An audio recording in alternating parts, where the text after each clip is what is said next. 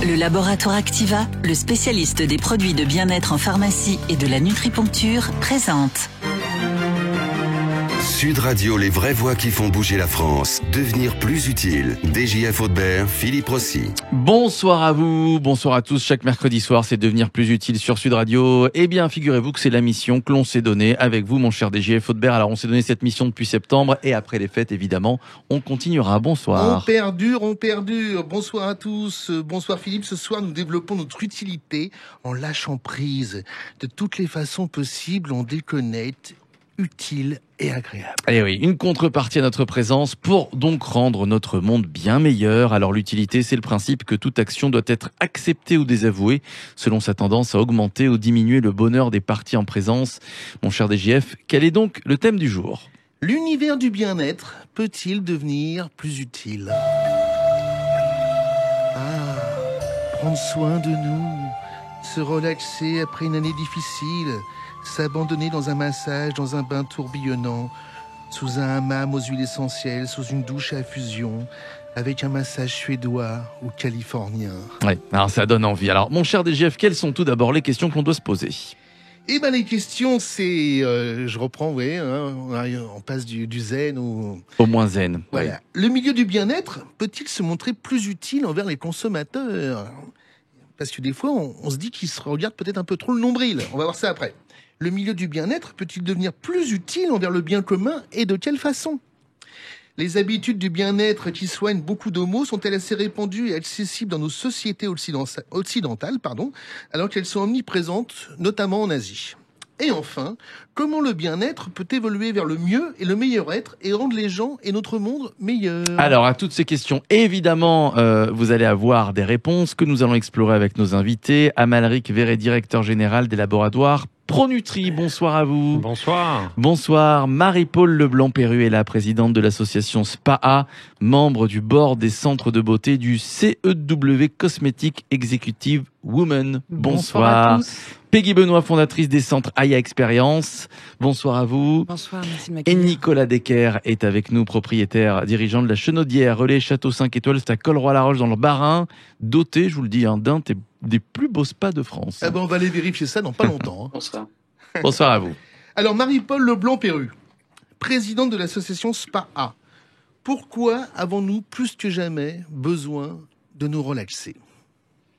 Alors je dirais que après cette période de Covid qui a été un accélérateur de tendance en fait, l'utilité du spa a toujours été là et nous parlons d'ailleurs plutôt de clients que de consommateurs puisque c'est vraiment le respect du client que l'on va prendre en compte. Ce qui est important aujourd'hui de vous dire, c'est que on se rend compte que la fréquentation est de plus en plus importante, y compris sur la thalassothérapie, où on a des résultats incroyables, c'est-à-dire des séjours plus courts, mais où la recherche de bien-être est essentielle. Et on parle surtout de prévention. Alors, quand on recherche le bien-être, comment on le trouve ? Déjà, j'allais dire en étant aligné avec soi-même, en prenant le temps de débrancher. La première chose qu'on va faire, c'est débrancher tous nos téléphones portables et faire une véritable pause et s'accorder le temps qu'il faut. Donc on l'a vu pendant la période du Covid où vous aviez beaucoup de créativité sur ce que j'appelle via à la fois les réseaux sociaux, Instagram et autres. Et en fait, on s'est rendu compte avec la réouverture, puisque nous étions considérés comme des commerces non essentiels, qu'en fait... différence des huiles ? À la différence des huiles. Mais si vous voulez, nous sommes devenus vraiment essentiels. Et on a constaté deux choses, je ne sais pas si c'est le cas pour tout le monde. Un rajeunissement parmi nos clients et une jeune génération qui est à cette recherche non plus de consommer, mais de vivre une vraie expérience. Nicolas Decker, vous êtes propriétaire dirigeant de la Chenaudière. Est-ce que vous aussi, vous trouvez que les gens ont un besoin croissant, si on peut dire, de décompresser ? Oui, complètement. C'est assez marqué, assez flagrant. Même si pour aller chez vous, ça peut pas être tout le monde et n'importe qui. Relais Château, 5 étoiles, c'est quand même... Alors détrompez-vous, on a clairement, je dirais, deux tendances. La première, c'est une appétence assez incroyable pour le bien-être, que ce soit d'ailleurs les femmes ou les hommes, puisque historiquement, les soins, se faire chouchouter, les spas, c'était quelque chose qu'on attribuait plutôt à un groupe de copines qui se faisaient l'après-midi entre elles, alors que là, on est vraiment sur une clientèle, on n'est pas 50-50, mais on n'est pas loin en tout cas. Et clairement aussi, le haut de gamme qu'on représente, c'est vrai qu'on présente des tarifs qui sont somme toute assez élevés, mais on a une consommation de la part d'une clientèle qui n'a pas forcément des moyens illimités, du luxe dans sa globalité, qui est assez surprenante. Les gens sont prêts à économiser, à aller un peu moins longtemps, moins loin, mais pour se payer un moment de rêve, voilà, pour savourer un petit peu. Voilà, moi j'ai un peu plus de 40 ans. À mon époque, à 25 ans, ça me viendrait pas à l'idée de claquer autant d'argent pour une journée ou pour une nuit. Force est de constater qu'aujourd'hui, c'est une vraie tendance qui change. Et si vous regardez les parkings des relais châteaux 5 étoiles comme le mien, on n'a pas que des Porsche et des Ferrari, loin de là. On a vraiment des clients qui viennent se payer quelques heures ou quelques jours de rêve et qui sont prêts pour ça à consacrer une partie importante de leur budget. Alors, on n'est pas là pour juger si c'est raisonnable ou pas, mais c'est vraiment factuel. Ok. Qu'est-ce que vous apportez comme prestation différente des autres spas ou ailleurs? Au niveau nouveauté, au niveau technologie, est-ce qu'il y a quelque chose de particulier chez vous? Alors oui, j'espère en tout cas, et on essaye, puisque vraiment le créneau, je pense, dans le haut de gamme et dans le spa, c'est de se différencier au maximum.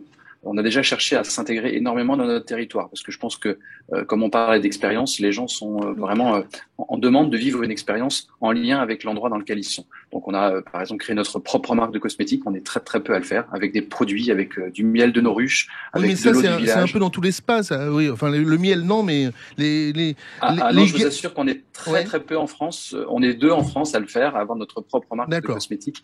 Donc non, c'est rarissime. Après on a par exemple créé des expériences novatrices, comme on a un des 2 plus grands flottariums d'Europe. C'est un bassin salé dans lequel vous flottez avec une musique subaquatique qui vous emmène vers un état de repos, voire même de sommeil sur l'eau, qui est une expérience assez surprenante. On a des saunas au foin du bas du dos, qui est donc le seul en France. Des saunas au foin. Oui, alors un Kraxenofen. On est en Alsace. Oui, on est en Alsace. Ça se prononce Kraxenofen, mais je vous le traduis. Incroyable. Sauna au foin. D'accord. On a mis des balançoires dans les saunas parce qu'on avait envie que les gens aient d'autres expériences. On a des balançoires dans les saunas, c'est pas un biotope, donc un bassin filtré par les plantes sans produit de traitement aussi. Très bien. Peggy Benoît, vous êtes fondatrice des centres Aya Expérience. Quelle est l'expérience que l'on fait dans les centres Aya ? Alors, on prend en charge l'individu dans son ensemble. On travaille à la fois sur le corps, la psyché, la nutrition, et on associe toutes ces techniques pour offrir un état de bien-être aux clients, aux patients. Parce qu'aujourd'hui, les mots peuvent être compliqués, exactement. Ouais. Les mots MAUX. Justement, alors quand on rentre dans un de vos centres, concrètement, qu'est-ce qui se passe? Donc on arrive chez Aya Experience, on pousse la porte et what's happen? Alors, qu'est-ce qui se passe? Parce que Philippe Rossi parle non, bien pas un mot. Ouais, j'ai compris. On fait d'abord un premier entretien qui est visé par un psy et on va établir un parcours de soins personnalisé et coordonné. Un psychologue, absolument. Dans ce parcours de soins, par exemple, on va prendre en charge quelqu'un qui souffre de stress, d'anxiété, et on va lui mettre en place des séances, par exemple, d'hypnothérapie pour traiter les blessures psychologiques, la sophrologie pour travailler sur les angoisses. Autour du corps, on va travailler en médecine chinoise pour débloquer les tensions. On va travailler sur la nutrition pour rétablir l'équilibre alimentaire. Et en fin de parcours, du coaching pour pouvoir actionner les projets de vie du patient. Très bien. Amalric Veuret, vous êtes le patron du laboratoire ProNutri, vous êtes situé à Nice et dans plusieurs pays. De quelle manière le bien-être prend place dans votre gamme de produits déjà ? Alors le bien-être prend sa place dès la conception du produit, je dirais. Notre approche est humaine, elle est pour l'humain dans sa globalité. Nos produits sont élaborés dans le respect de l'équilibre de l'individu. Ils sont biocompatibles et biodisponibles, c'est-à-dire qu'on va optimiser l'assimilation des actifs dans l'organisme en créant des synergies. Et finalement, on essaye d'apporter aussi, de favoriser les circuits courts d'approvisionnement. Donc on reste avec des produits français, fabrication française. Alors, quel genre de produits alors vous mettez dans les différentes c'est des compléments alimentaires on travaille avec des oligométaux. Alors pour pas les citer, zinc, magnésium par exemple, calcium. On travaille avec des plantes, on travaille avec des acides aminés, on travaille en comprimés, on travaille en granules, on travaille en gélules, on travaille sur beaucoup de supports différents. Tout ça pour apporter le maximum de bien-être et d'utilité au consommateur final. Et finalement, ce qu'on cherche, c'est l'efficacité. Et c'est ça qui est utile à la fin de la journée.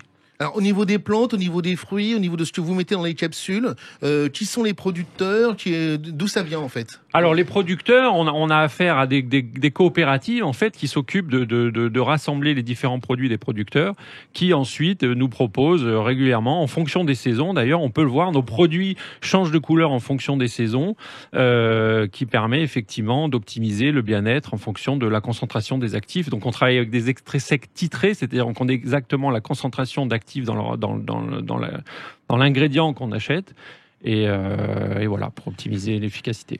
Il y a eu la pandémie, enfin elle est toujours là malheureusement. Est-ce qu'il y a eu les gens ont fait plus appel justement à des produits de bien-être comme les vôtres pour essayer de lutter contre le stress, contre tout ce qui s'est passé? Tout à fait, on a senti vraiment des pics de consommation sur des produits, on va dire, qui font sens, renforcer les voies respiratoires avec l'eucalyptus, la guimauve. On a vu de la vitamine C naturelle, acérola, camu qui est en plus forte concentration. Camu, c'est un fruit du Brésil, hein, pour ceux qui l'ignorent. Ouais. Et qui concentre plus de vitamine C que l'acérola. On a vu aussi des produits sur l'immunité avec le thym, le propolis, et on a cité les abeilles tout à l'heure. Mais pas que, des produits aussi détox à base d'algues qui font sens aussi pour faire des cures en prévention. Oui. Comment un laboratoire au jour d'aujourd'hui peut se distinguer par rapport à un autre qui a une telle concurrence de compléments alimentaires, etc. Comment on marque sa différence?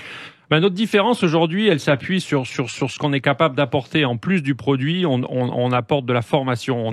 On est très proche de nos partenaires qui sont les pharmaciens et les médecins, et on les forme plus que ce qu'on apporte en produit. Et on les forme avec une approche particulière qui s'appelle la nutriponcture, qui s'intéresse à l'autorégulation de l'organisme. Ça, on en parlera peut-être après, justement, la nutriponcture. On en parlera après la pub, parce que c'est un gros sujet, la nutriponcture. Hein. Marie-Paul Leblanc-Pérou, présidente de l'association SPA. Ah oui, je sais, la prononciation est compliquée. Hein. spa-a.org. spa-a.org. Est-ce qu'on peut dire que, bizarrement, la France, par rapport aux pays asiatiques, a un retard dans le bien-être? Pas nécessairement, j'ai envie de dire. Je vais peut-être être un peu provocatrice, mais si vous voulez, c'est une autre approche. La France, il faut pas oublier, a été quand même le pays qui, à l'origine, a lancé la thalassothérapie. Et donc, côté spa, c'était plutôt un phénomène anglo-saxon. Alors oui, le bien-être est présent en Asie. Bon, je pense qu'ils en ont besoin, vu le niveau de stress parfois dans ces pays-là, si vous me permettez. C'est eux qui l'ont inventé, quand même, non? Pas nécessairement. Non. Le spa a bien. Moi, je me rappelle que je voyageais en Asie, on se faisait masser, alors qu'en France, ça n'existait pas, les massages. Oui, mais enfin bon, on a toujours massé aussi les enfants, et il n'y a pas que le massage dans le spa, j'ai envie de dire. Et je pense qu'aujourd'hui, ce qui est intéressant, c'est qu'on tous autour de la table, on a une approche très holistique, et qu'on est obligé de prendre en compte ce qui se passe aujourd'hui entre la lithothérapie, la sophrologie. Qu'est-ce que c'est la lithothérapie? C'est, je dirais, c'est un peu utiliser les pierres pour aussi bien leurs vertus, alors plus ou moins rationnellement. Les pierres chaudes? Pas que. Le quartz, les vertus des pierres, sur des soins. Et aujourd'hui, on constate qu'il y a vraiment un boom sur l'utilisation, par exemple, du jade ou du quartz, et des massages qui vont se différencier. Et justement, même sur la Chenaudière, on sait très bien qu'on travaille beaucoup plus sur le local aujourd'hui. Donc c'est une vraie tendance de fond. Mais on va travailler le yoga qui a le vent en poupe aujourd'hui partout. Vous parlez donc du château oui, complètement. De Monsieur Decker. Hein. Parce que vous collaborez aussi, oui, vous êtes tous les spas français. On se connaît, voilà, okay. Sur l'ensemble du marché français, j'ai envie de dire, de la France. D'accord. Et justement, quelle utilité vous trouvez que les spas peuvent fournir en ce moment pour le bien commun? On en parlait tout à l'heure. J'ai envie de dire déjà non seulement la détente, mais aussi le fait de retrouver du sens. Et aujourd'hui, on n'est plus dans la notion de le spa, le bonheur par l'eau et l'exubérance de ce qui peut se passer quand vous aviez des bains bouillonnants, des choses comme ça. Tout ça, c'est fini, c'est passé de mode. On est beaucoup plus sur se retrouver soi-même, permettre une vraie détente. Et moi, j'ai envie surtout de vous parler aussi des thérapeutes. C'est que si vous êtes avec des thérapeutes, qu'ils soient spa-thérapeutes, esthéticiens, si vous leur demandez quelle est la particularité de votre métier, la première chose qu'ils vous disent, c'est apporter du bien-être. Et tous, c'est un métier qui est malheureusement pas toujours très bien considéré. Et pourtant, aujourd'hui, on a un manque cruel de main-d'œuvre, tout comme on a sur la restauration, parce que ils ont choisi ce métier pour faire du bien, apporter du bien. Ils sont toujours régulièrement en formation, découvrent des nouvelles techniques et pour apporter le bien-être à tout le monde. Allez, on va se retrouver dans quelques instants. Si vous le voulez bien, l'univers du bien-être peut-il devenir plus utile? C'est notre thème ce soir avec nos invités Amalric Verret, Marie-Paul Leblanc-Perrus qui reste avec nous, Peggy Benoît et Nicolas Decker. On se retrouve dans quelques minutes. Restez là tout de suite. Jusqu'à 20h, Sud Radio Devenir plus utile. DJF Audebert, Philippe Rossi. Le laboratoire Activa, le spécialiste des produits de bien-être en pharmacie et de la nutriponcture, présente. Sud Radio, les vraies voix qui font bouger la France. Devenir plus utile. DJF Audebert, Philippe Rossi. Ah, Philippe, on est bien là. Moi je suis très zen. L'univers du bien-être peut-il devenir plus utile? C'est notre thème ce soir, c'est la deuxième partie. Eh bien, on va en parler, on va en débattre, on va répondre aux questions que vous vous posez avec nos invités. Amalric Verret qui est avec nous, directeur général des laboratoires ProNutri, Marie-Paul Leblanc-Perrus, présidente de l'association SPA et membre du board des centres de beauté du CEW, Cosmetic Executive Women, Peggy Benoît, fondatrice des centres Aya Experience, et puis Nicolas Decker qui est là, propriétaire, dirigeant de la Chenaudière Relais Château 5 étoiles, c'est à Colroy, La Roche dans le Bas-Rhin, doté d'un des plus beaux spa en France. Ça fait rêver et ça donne envie. C'est un beau cadeau de Noël d'aller là-bas. Hein. On aimerait bien bientôt. Le message est passé. Faire la balançoire dans le hammam, ouais. D'après ce que nous a dit Nicolas. Nicolas, est-ce qu'on pourrait pas faire des efforts en matière sociale de temps en temps quand on a un endroit comme le vôtre et je sais pas, une fois par mois, une fois par tous les 2 mois, ouvrir son spa à des gens qui n'ont pas les moyens de se le payer, des gens qui habitent dans votre bassin de population ou qui sont en lien avec des associations avec lesquelles vous pourriez travailler? Est-ce que vous y pensez à ça? Alors de cette façon, pas forcément, parce qu'on a effectivement une liste d'attente et on est complet à l'année. Par contre, on le fait au travers d'actions, en participant à énormément de lots, à plein d'activités caritatives. Et on propose par contre l'expérience à nos salariés, à nos équipes, parce que je pense qu'on parle aussi autant bien de quelque chose quand on l'a vécu et que c'est difficile de conseiller une expérience, du ressenti, une sensation, si soi-même on l'a pas testé. Marie-Paul Leblanc-Perrus, est-ce qu'il y a des spas qui de temps en temps ouvrent leurs portes, si on peut dire, ou une piscine, ou aux plus démunis, ou aux gens qui n'ont pas les moyens? Est-ce que ça existe? Alors, moi, j'ai envie de répondre plutôt avec ma casquette Centre de beauté CEW. Elle est où votre casquette? On la voit pas là. Vous en avez une autre? C'est pas grave. On propose dans les hôpitaux, dans 30 hôpitaux, des soins gracieux. Ça, c'est incroyable. Qui sont financés par des tournois de golf. Un gala au Quai d'Orsay qui a eu lieu il y a à peine 2 semaines. Et si vous voulez, ce qu'on fait... Soins de beauté et de coiffure gracieux, dans plus de 30 hôpitaux en France. Voilà, dans 38 avec des socio-esthéticiennes. Donc on est toutes le personnel qui encadre, je dirais, nous sommes toutes bénévoles. Et on s'est rendu compte que pendant la pandémie, bien évidemment, les hôpitaux nous ont interdit d'aller faire ces soins. Et là, ils nous ont rappelé. Donc, il y a 2 semaines, il y a eu la journée du bénévolat. Toutes les associations étaient conviées à participer, expliquer. Et les médecins sont les premiers à reconnaître aujourd'hui qu'on va permettre à ces malades, à ces patients, d'être mieux, de mieux être. Ça peut être à travers un travail qui peut être un simple maquillage pour redonner envie, un massage et pour toutes sortes de pathologies, en dermatologie, Alors, remettez votre casquette des spas et dites-moi si c'est envisageable qu'une fois, il y ait un spa en France ou ailleurs, mais en France, qui puisse ouvrir ses portes à des gens qui n'ont pas les moyens de se payer un spa une journée. Alors moi, j'ai envie de vous dire, 2 fois dans l'année, vous avez Global Wellness Day, qui est sur le printemps, et au mois de septembre, les World Wellness Weekend, où nous avons énormément d'établissements qui vont ouvrir leurs portes à tout le monde pour envisager soit d'aller effectivement un parcours santé et pour ouvrir le bien-être. Donc ça se passe World Wellness Weekend là en septembre dernier, et en France on a plus de 150 établissements qui vont participer, dont des spas et des hôtels 4 et 5 étoiles. Amalric Veray, vous êtes donc le patron des laboratoires ProNutri. Vous nous parliez tout à l'heure avant la publicité de la nutriponcture. Oui. Expliquez-nous ce qu'est la nutriponcture.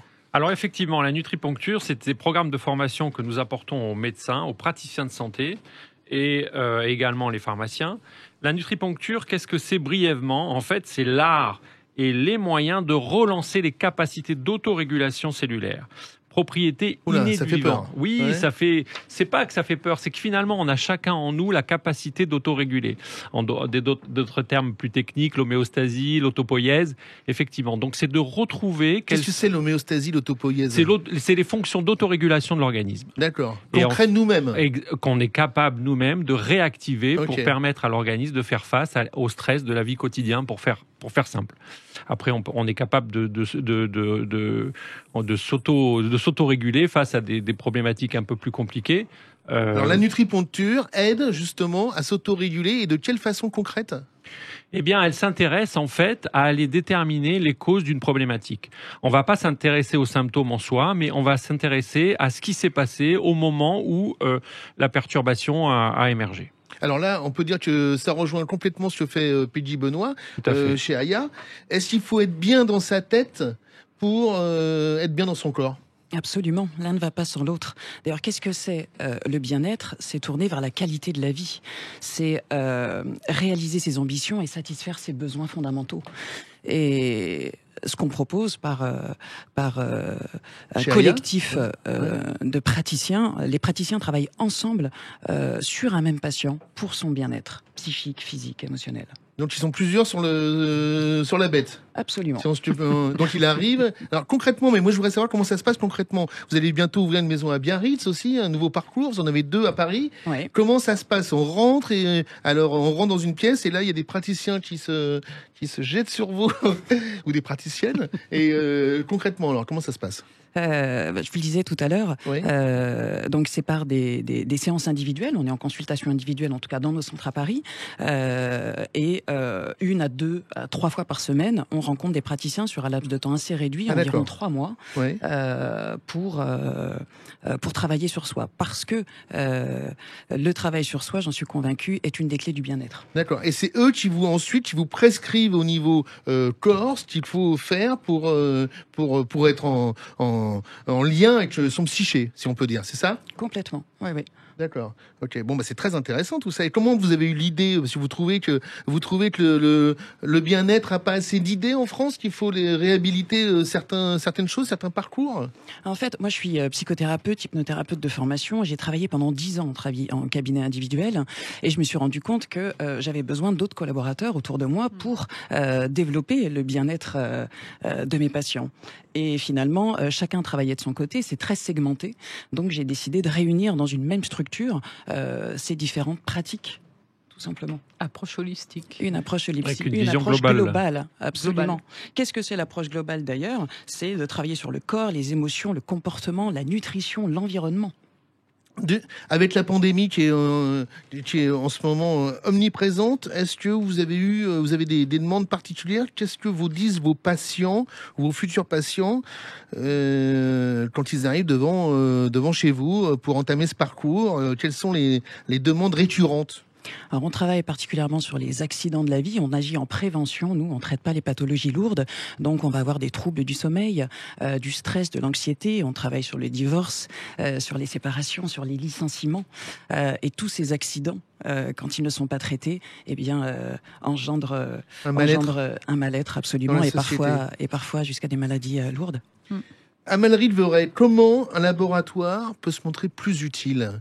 Est-ce que, je sais pas, il y a des formules, je parle notamment pour fournir on parlait tout à l'heure des séances des séances dans les spas, des gens qui n'ont pas les moyens de se les payer. Est-ce que là il y aurait peut-être des choses à organiser pour un laboratoire qui a pignon sur rue en termes d'utilité pour le bien commun? Oui, tout à fait. En termes d'utilité, nous rapprochons régulièrement des associations pour leur apporter des produits, pour leur apporter de la formation sur ce qu'ils pourraient prendre effectivement en prévention ou pas, des associations sportives, des associations de consommateurs, aussi des associations de professionnels auxquelles on s'engage et on les suit en leur apportant les produits nécessaires et également parfois sous des praticiens de santé, on apporte les produits gratuitement pour porter effectivement des patients qui peuvent être en difficulté dans un cadre suivi et encadré, tout à fait. Marie-Paul Leblanc-Pérou, je vais y arriver, c'est pas le Pérou. Comment vous voyez évoluer les spas dans les temps qui viennent là justement? Vous avez sûrement dû faire une remise en question pendant la pandémie et toujours à l'heure actuelle. Quelles sont les tendances d'évolution? On a beaucoup plus de soins individuels demandés que de soins collectifs. Il est clair qu'avec les mesures de sécurité prises au niveau des hammams, notamment, de tout ce qui s'est passé, on va beaucoup plus vers, je mettrai à part peut-être les cours de yoga encore avec ça, mais des soins individuels. Et c'est ce que je vous disais, ça a été un accélérateur de tendance. Donc les personnes se rendent compte que le bien-être est essentiel. Dans un hôtel, le fait que vous ayez un spa fait que le client va rester beaucoup plus longtemps et prendre soin de lui. Et vous avez aussi toute la partie, je dirais, nutrition, qui est essentielle, cuisine, puisque... Oui, on n'en parle pas assez, mais c'est vrai que la nutrition est fondamentale. On l'a par exemple, il y a la Thalasso de Concarneau qui propose justement comment mieux manger. Et vous allez avoir une approche à l'intérieur, ce que font beaucoup de spas, où vous allez avoir également des cours de diététique aussi. De diététique ou de nutrition, de mieux manger, de slow food aussi, d'apprendre à prendre le temps, de pas être sur son smartphone en train d'avaler, même si c'est très bon, comme on le voit au restaurant. Donc c'est tout ça qui va être dans une approche globale. Également, on parlait du sommeil tout à l'heure avec Peggy. C'est quelque chose qui est essentiel pour retrouver un peu les vraies valeurs, se reconnecter à soi-même. Alors j'imagine que le smartphone est interdit. On a vu malheureusement il y a quelques jours une mauvaise expérience, une pauvre jeune fille qui est morte dans sa baignoire électrocutée par son smartphone. J'imagine que tout ce qui est téléphone ou smartphone sont interdits dans les spas. Oui, puis souvent on met des brouilleurs, plus ou moins. On les invite à se détendre en leur proposant de le déposer, puisque de toute façon, vous savez, le smartphone aujourd'hui c'est un peu leur doudou aussi. Donc vous en avez certains qui peuvent pas s'en détacher. Donc, on va leur expliquer gentiment, et c'est à eux, de façon à tirer le meilleur de cette expérience. Nicolas Decker, comment on peut attirer les consommateurs dans un hôtel spa plus que dans un autre, au vu de la concurrence extrême qu'il y a? On va rappeler, Marie-Paul, il y a combien de spas en France? Ou d'hôtels spa ou de... À peu référencé, je sais plus, attendez, c'est énorme. À la louche, 1000, 2000, 5000? Plus que ça, oui, bien sûr. Oui, entre 5 et 10 000? Oui, tout à fait. Entre 5 et 10 000. Nicolas, comment on fait pour tirer son épingle du jeu, si on peut dire? Je vais pas vous le dire, sinon tout le monde le fera. Non, je rigole. Il suffit de venir chez vous pour le constater, en fait. Voilà. Non, mais comme dans toute activité, l'idée c'est effectivement d'être le plus différenciant possible. Je pense que c'est d'être intégré dans son territoire, d'être en cohérence avec le lieu dans lequel on est également. Et puis c'est de proposer déjà quelque chose que en France, parce que nous on est frontalier avec l'Allemagne, on n'est pas loin de l'Autriche, qui ont quand même 15 à 20 ans d'avance sur nous en termes de bien-être et de wellness et dans le monde du spa. C'est une culture complètement différente de la nôtre. Et complètement orienté sur effectivement cette notion de bien-être et surtout cette notion de surface. Je crois que on a quand même en France parfois un manque de surface, d'espace de repos et de détente, et qu'on a parfois tendance à cumuler en fait les équipements, les expériences, et qu'on oublie un petit peu ces zones de repos où on peut justement lâcher prise et des matelas flottants, des salles de repos effectivement Oui, il y a ça aussi qui existe, oui. Dans la variété, tout à fait, mais surtout dans la quantité. C'est-à-dire qu'à un moment, l'idée dans un spa, d'après moi, c'est pas d'avoir à se battre ou croiser les doigts pour qu'un transat soit encore disponible, ou que le sauna qui a l'air super sympa, il y a tout le temps du monde qui fait la queue.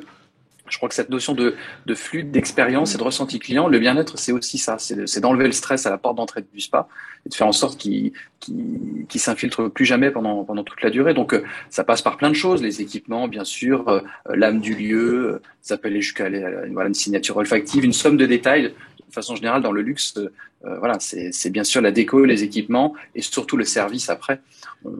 On travaille en tout cas là-dessus. De la communication aussi, parce que dans ce milieu concurrentiel, il faut faire savoir un petit peu le savoir-faire que vous avez et qui est différenciant. Ouais. Donc c'est une somme de plein de choses. Alors justement, vous allez, juste pour finir, vous allez souvent vous inspirer à l'étranger de ce qui se passe, vous allez voir ailleurs, vous voyagez beaucoup pour essayer de trouver des idées aussi ? Oui, alors je voyage beaucoup pour trouver des idées, pour aussi parfois voir ce que j'ai pas envie de faire, parce que je pense que on apprend aussi en voyant des choses qui nous parlent pas ou qui nous plaisent pas. Mais forcément, encore une fois, avec l'avance que vous pouvez avoir et qu'a encore en partie l'Allemagne, la Forêt-Noire, l'Autriche, l'Italie du Nord, sur cette culture-là, il y a forcément des idées à prendre. Vous savez, on est un petit village de 500 habitants. Si j'étais en Autriche, des complexes de 2500 mètres carrés de spa comme le mien, il y en aurait 2 ou 3 dans le village. Ah oui. C'est un autre monde. Clairement, c'est un autre monde, une culture complètement différente et une consommation du spa complètement différente, complètement démocratisée, très locale, en famille, dès le plus jeune âge. Non, c'est vraiment quelque chose qui fait partie intégrante de leur culture et de leur façon d'être, et qui leur amène forcément, j'imagine, un lâcher-prise, une détente. Dans leur société. Merci à vous Nicolas Decker. Je rappelle que vous êtes propriétaire dirigeant de la Chenaudière. C'est un relais château 5 étoiles à Colroi-de-la-Roche dans le Bas-Rhin. Merci à vous, donc à Malric Véret, directeur général des laboratoires Pronutri, Marie-Paul Leblanc-Perreux, présidente de l'association SPA et membre du board des centres de beauté du CEW Cosmetic Executive Women. Et puis j'aimerais remercier également Peggy Benoît, fondatrice des centres Aya Expérience. Voilà, tiens, je vous présente le livre de DGF Faudbert, Quotient d'utilité. Allez-y. Ouais, merci beaucoup Philippe. Je voulais remercier Isabelle Charrier de Sense of Wellness qui nous a aidé à préparer l'émission. Et puis si vous pouvez peut-être rappeler le Pronutri, la nutriponcture, où est-ce qu'on retrouve? Exactement, nutriponcture.fr, voilà, ainsi que le site dédié à la formation-nutriponcture.fr. Et si vous voulez faire un don au centre de beauté, c'est sur le site du CEW et il suffit de faire un don. Très bien. Merci aussi à monsieur Nicolas Decker. Merci à tous et zen. Et voilà, soyez zen. Dans un instant, vous avez rendez-vous avec Yvan Cujous, voilà, avec le Loft Music. Zen et utile. Sud Radio, les vraies voix qui font bouger la France. Devenir plus utile. DGF Faudbert, Philippe Rossi. Avec le laboratoire Activa, le spécialiste des produits de bien-être en pharmacie et de la nutriponcture.